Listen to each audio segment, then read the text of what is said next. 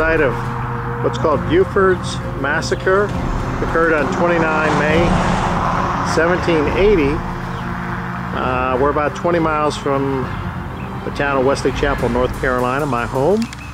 I discovered this quite by accident looking around on Google Earth. And let's go find out more. This is a Revolutionary War site. The regiment of Colonel Bufords was wiped out in this area by Colonel Tarleton of the British Army and his Loyalists. Bufords Massacre, May 29th, 1780. On this site, Colonel Abraham Buford's force of about 350 American Patriots, while returning to Hillsborough, North Carolina, following the fall of Charlestown, which is now Charleston, South Carolina, were overtaken by British troops commanded by Colonel Tarleton. It is historically told that the Patriots' white flag of surrender was disregarded as Tarleton's forces massacred the Americans. 113 Patriots killed and buried here in mass graves, 150 wounded, most of whom died within a few days, 53 captured, and only a few escaped on horseback. From this battle came the war cry, "Remember Tarleton's Quarter." Now this plaque actually shows a layout of the battle. Right in the center, that is where we're currently standing. Buford was retreating to the north when he came in contact from the rear with Tarleton. It shows you basically it was an east-west line. It took place right across the roadway here. Out to the east is where Buford's line extended. That would have been his left flank. It extended across the road, across the current memorial site in Mass Grave, to the south and now southwest, and off to the west.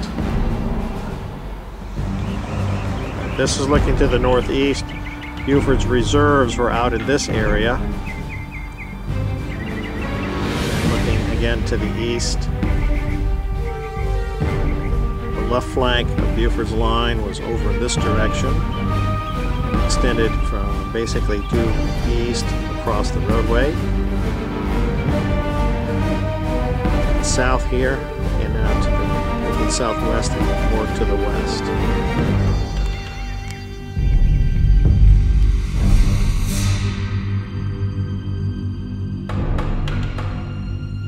This is the mass grave site of the 113 American Patriots who died at the massacre of Buford's battle.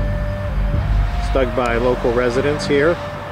Interestingly enough, we met Emily Carnes Franklin, who is a descendant of one of the locals who actually helped to bury the Patriots. She came up on the site while we were exploring and taking some pictures. And during the conversation with Miss Carnes, she let us know that her father told her stories of how her great-grandfather helped with the burying of the 113 or so Patriots that are buried here back in 1780.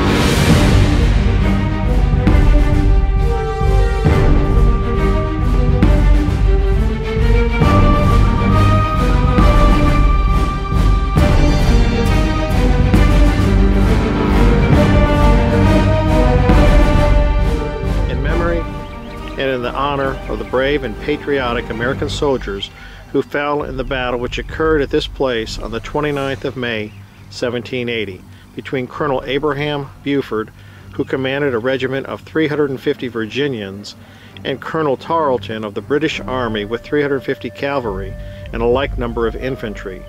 Nearly the entire command of Colonel Buford were either killed or wounded. Gallant soldiers are buried in this grave that left their homes for the relief of Charleston, South Carolina. Hearing at Camden, South Carolina of the surrender of that city, they were returning here where their lives ended in the service of their country. The cruelty and barbarous massacre committed on this occasion by Tarleton and his command after the surrender of Colonel Buford and his regiment originated the war cry, "Remember Tarleton's quarters." A British historian confesses at this battle, the virtue of humanity was totally forgotten. And I'm pretty much standing along Buford's line facing to the southeast, south, and southwest. British troops or Loyalist troops would have been coming from the direction straight ahead. Tarleton had taken command, according to the accounts of the battle, of his left flank over in this direction, approaching. And it said he commanded from a hillside. I see over in this direction through the tree line, sort of a high area. I can only surmise maybe that is where he was poised up there along that ridge.